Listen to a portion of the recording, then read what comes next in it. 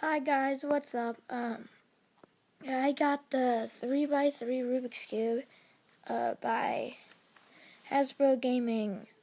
All I can say now is it's not the best cube, and not a good cube either. Very, very bad cube actually. Let me set it up. Really slow turning. No corner cutting.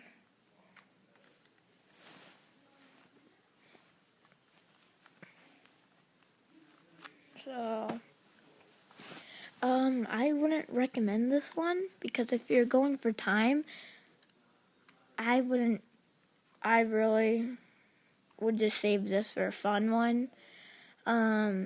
My brother lost my dying gun, whatever you say, whatever it's called. So then I went to Target and got this one, but I didn't know it was going to be a terrible slow one. So no offense, Hasbro, you could have done better on this one. Yeah, so I'm just filling in for Rubik's Raptor right now because he hasn't posted the videos yet, so I'm just making this one. So yeah, enjoy, like and subscribe.